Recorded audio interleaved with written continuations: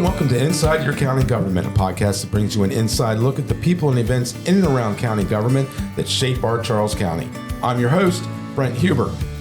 This episode is part of our Inside Our Community series. County government works with associated agencies that play an important role in shaping our community, and over this series we're exploring who they are, what they do, and why they're important, and how you can get engaged. Joining us today are Erica Jones and Susie Thompson of the Jude House. Ladies, welcome. Thank you. Hi, thank you for having us. Yeah, so let's start with you, Susie. Okay. And tell us exactly what you do at the Jude House, and then maybe a little bit about the Jude House. Sure. So again, I'm Susie Thompson. I'm the executive director of the Jude House.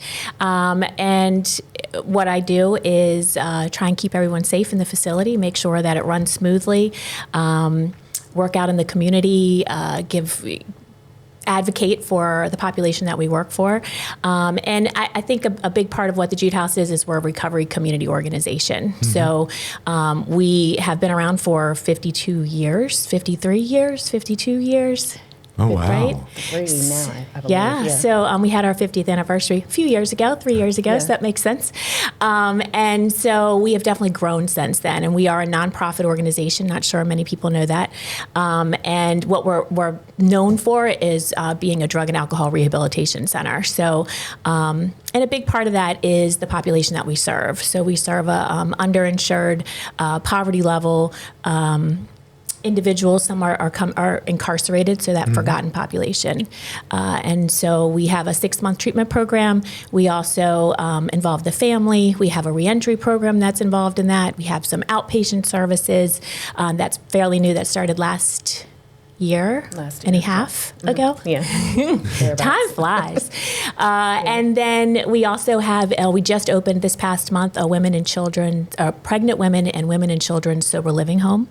That's a big accomplishment here on La Plata. Wow. And then we have a men's sober living home that we've had open for about 3 years as well. So that's a very quick high-level overview of what we absolutely. do. Yeah, absolutely. Erica, what do you do for Jude House? Many hats. Many hats. Many hats. So I'm the outreach coordinator, okay. Customer relations manager, also the alumni coordinator as well, and compliance. So what does that entail for outreach? What exactly do you do? Outreach, it's all relational mm-hmm. for us, and establishing those relationships with other organizations that we may partner and just combat this epidemic mm-hmm. of, addiction. Right. So tell me how the Jude House actually kind of works. Mm-hmm. I mean, we hear about it, we know where it is, we see it, but it's this kind of thing that's just, it's there, and I would really like some understanding on how it works. So I think one of the biggest things is we don't have a detox program. So mm-hmm. a lot of times people want to come in, and we do have people that just call and say, hey, we'd like to, get the help. And we're the first to, if we're unable to help, to find the help that they need within the community. Mm-hmm. But a lot of our individuals are coming, they're in the Southern Maryland area, but they're also come from the state of Maryland, anywhere in the state of Maryland. And so we're dealing with people finishing out their sentence sometimes. So many times somebody ends up having, they're convicted of a crime that they did when they were under the influence in some way, shape, or form. And if you know anything about the disease of addiction, which a lot of people don't, you're really not in your right mind. You're not right. the person that you are. And so, in some of these individuals were very, very young. We're talking teenagers. We're talking 16-year-olds, 17-year-olds that could have been incarcerated for 30, 40 years, and then they're coming to us. Wow. Yeah, so that's a big deal. So you help, you say incarcerated for 30 mm-hmm. or 40 years. So do you help, reintegrate them into into life outside of prison? 100%. That's 100%. why our program is going to be 6 to 9 months. Okay. We're definitely not just going to be the average 30 days, which, by the way, 30 days isn't enough treatment for anyone. I don't really care where you're coming from. You're going to need to do a little bit more. Maybe 30 days residential is okay for some, but you're going to need that aftercare when you walk out those doors as well. So yes, we do some reintegration. So how our program works, we have the 6 months. The model is 2 months are for substance use, really kind of figuring out who you are, understanding that you have to give up life outside of the Jude House and really work on you for a moment, right? You have to be that selfish person for just a moment. Right. Selfish in the way of yourself, not selfish in the way of addiction. Right. Which is a whole different thing. And then in the next 2 months after that is when we're really reintegrating. So there are services that Michelle Asmussen does our reentry program. And she's made it so that they can get their CDL license. They can get their GED. They can HVAC. There's many different programs. I sit here and name them all. That's why she does all that. So they're able to start all those programs and walk out with, a job of some sort, or at least the skills to get a job when they walk out the door. So we do take it a step further. Right. And I'd love to brag on some of our alumni. Oh, absolutely. Part of that reentry program that we have, some have become certified as fitness instructors, and now one owns their own gym locally. We've had one of our females who was certified as a vet tech assistant. She worked at a local animal hospital and now with the ASPCA. A lot of full circle moments. And really good success stories. Absolutely. Yeah. Now, Huge success stories. You say 6 month program, so they stay at the Jude House? Mm-hmm. They live with us, and they stay there completely. And those last 2 months are really their aftercare planning, right? What are they going to do when they walk out of there? Usually it's not go home. Mm-hmm.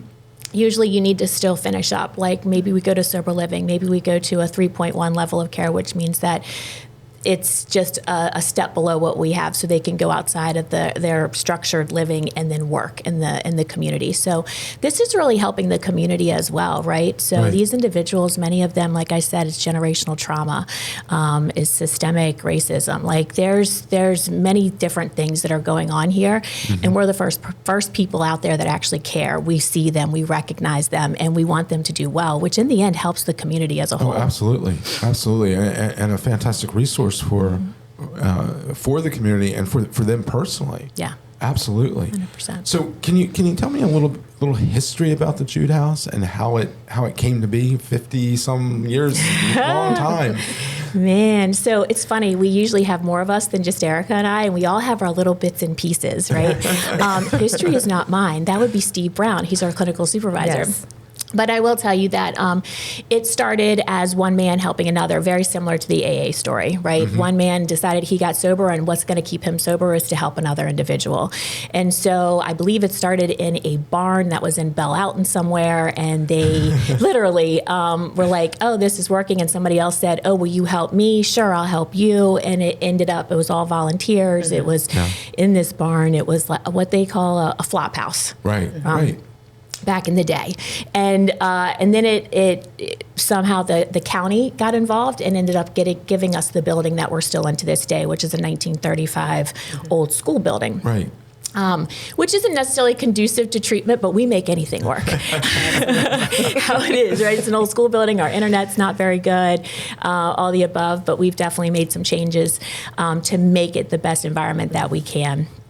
And so from there, it just progressed. Mm-hmm. The more you get people involved, the more the community gets involved. It's had its up and downs. It's definitely, sometimes we're doing really well and sometimes we're not. It's almost gone under a few times. Just it's a nonprofit. You don't know, when your next paycheck's coming from. In the beginning, they weren't getting Medicaid, which is Medicaid and grants is how we survive. Right. And in the beginning, they weren't. And so it was a lot of volunteers who's going to offer this money, who's not.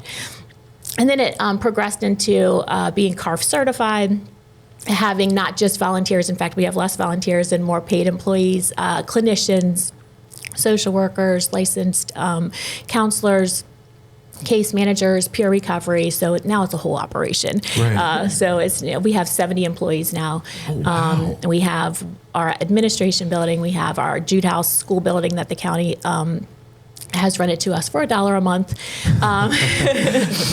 We have our men's sober living home, and then we have our pregnant women and children's home. So it's a full-fledged facility. And when you say when you say homes, those are off-site homes. Is that part of the process for everyone, or, I mean, do people move through that stage and then? So that's actually a goal. We'd love for that to happen if we had enough space, right? So we would have to actually become bigger than what we are. And so one day we would love to do that. Currently, right now, obviously, our men's sober living home, if that's their recommended level of care, because some of them we're really going to recommend for them to do a 3.1, which we don't have right now, which we would like to have, which is more of that structured living, having somebody there and then they can go out and work. That's a goal for next March. We're trying to do that when we have to be reaccredited for CARF. But currently, we're going to do whatever's best for the patient, right? Is it best for us for them to go to sober living as far as our pocket goes? Sure, but that's not best for the patient, and we're not going to do anything that's not good for them. Right. So many of them are going to a 3.1. If it's fair for them to go to a men's sober living home, yes, they go to our what we call Andy's house is our men's sober living home. Okay. Pregnant women and children, they have to have their children or be reintegrating with their children or be pregnant in order to be in the home. It just opened in February, but we currently have some residents there that none of them have gone through the Jude House. They can come anywhere from Maryland, and that actually, their referrals go through the health department, and then it comes through us, and we run the program. And that's still for recovery? Yes. Mm-hmm. So it's a sober living home. It's not a level of care, meaning that we really need them to have had some sort of level of care in order to go in there. So this is for them to get back on their feet. It's rent-free for a year for them and their children. So it's a place for them to find a job, get a car, be in a safe environment, have some structure, have some accountability. Mm-hmm. So it's pretty cool. We're very excited about it. Yes, yes. Now you've said a lot, and obviously, all of this takes money. Yes. As outreach, is that something that you coordinate or you help with to get grants? Again, establishing those relationships with the various programs and organizations locally and abroad is what's really important to bring those necessary monies in. To be able to keep going and keep moving forward. So, Right. We would love a very rich donor if anybody's interested. Am I allowed to say that? You can. Philanthropist, whoever. Yeah, absolutely. But you do work with the charitable trust. We do. Yeah. And they have been fantastic. We really couldn't continue some of our organizational programming and even the looks. We were talking about how it's our building is not conducive to treatment, right? Because it's old and the floors were coming up. And so this past grant that we were awarded funds, we were able to get new floors. And let me tell you how amazing it looks. Because when you come into treatment, I'm sorry, especially if you're coming from incarceration, which by the way, not everybody comes from incarceration. But you feel down and low, your shame and your guilt, and you feel like you deserve nothing, absolutely nothing. And so you need a place that's going to look good, because guess what? You deserve it. Right. You deserve it. Oh, and so the least that you can get well anywhere, I promise you. You can do recovery anywhere, but having a place that at least has a floor that's not coming up, it's what's needed. And so it looks amazing. We love it. And that was all because of the Charitable Trust. They also have given it so we can get some new kitchen equipment this past year as well, which it is the tiniest kitchen in the world for what we have. But again, having the newer equipment helps and makes it so that we can do the job that we need to do. Awesome. Now you said something about a family program? Yeah. Yeah. So I know I'd mentioned in the beginning that we also involve our family. Well, a big part of our program is a family reintegration program. And we received funding from the PIGIF, which is the Performance Incentive Grant Fund, so Governor's Fund. It's basically from the governor.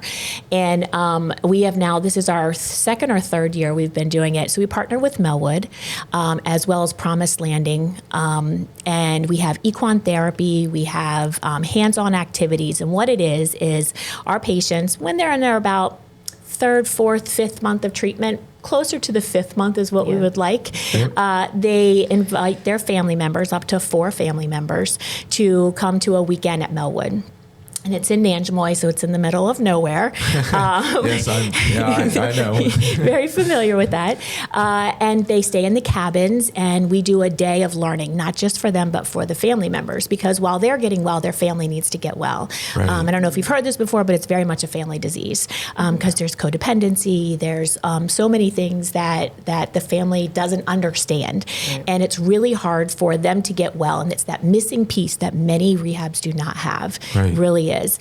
And so this program it's something we just developed on our own, and we love it. And it's catching on fire. People are like, oh, we've had different community organizations, like PG Reentry Court came recently, checked out to see what we were doing. They spent the weekend like, woof, this is powerful. Like, this is some good stuff.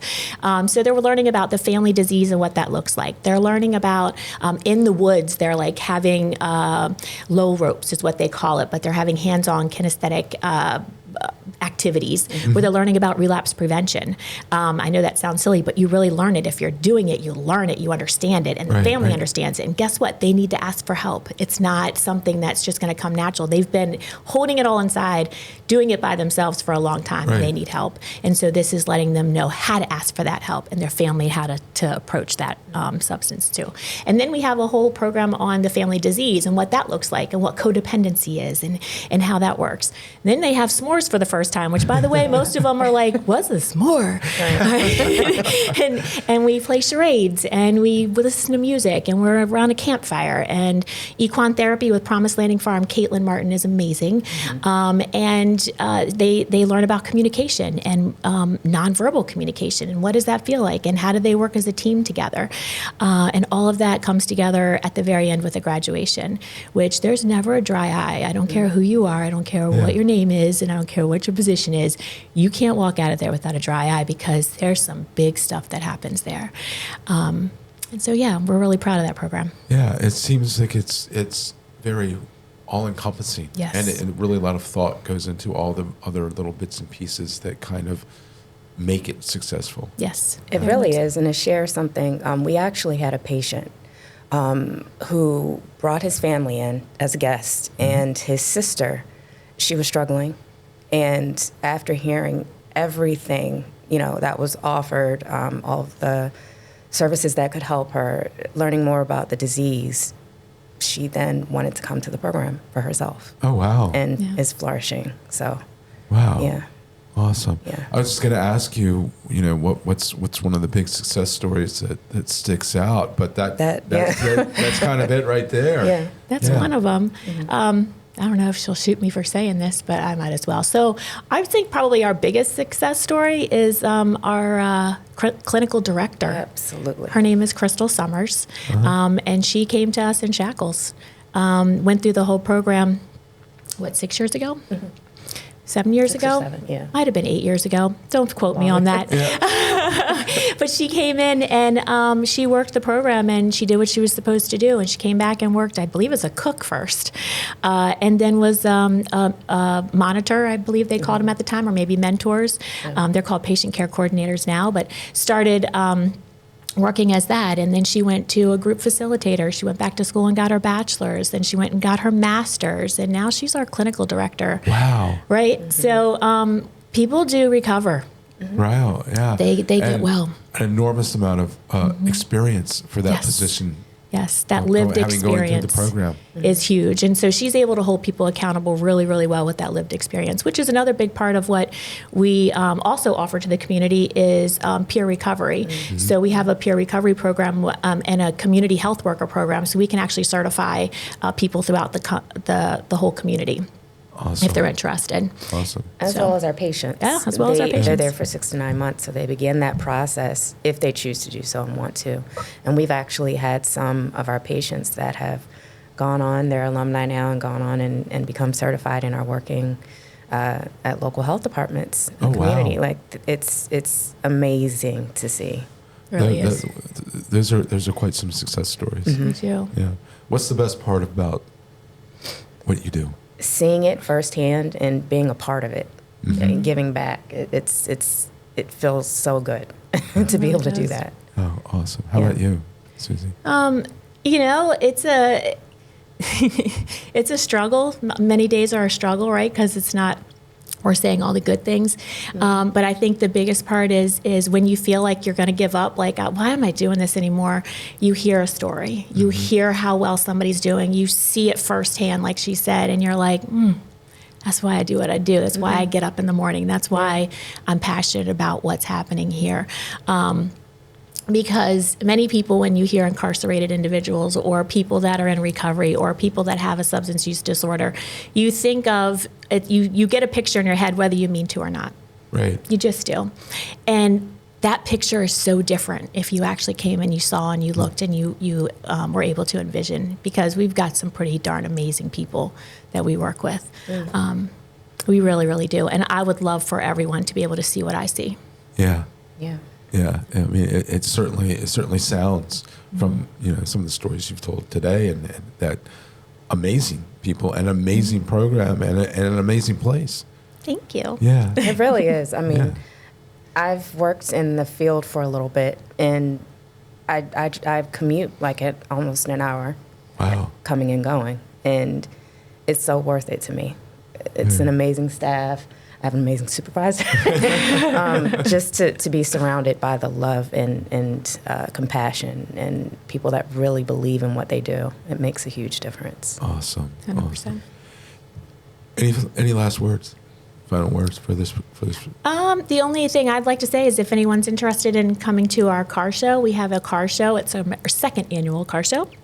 We did our first one last year, and it's June 21st. Yes. And it's a $30 entry fee, and it's for any cars. And so it's on our website if you are interested in being a part of that. I know that's big in the Southern Maryland area because it was big last year. We'd love to have anyone come out and support. Yeah, all right. Where is it?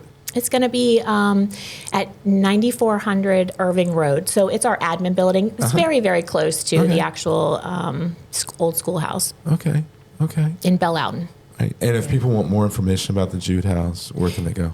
Sure. You can go to www.thejudehouse.org. I say that because many people forget to put that in front of the Jude House. Got it. We'll put that in the show notes and up on the screen.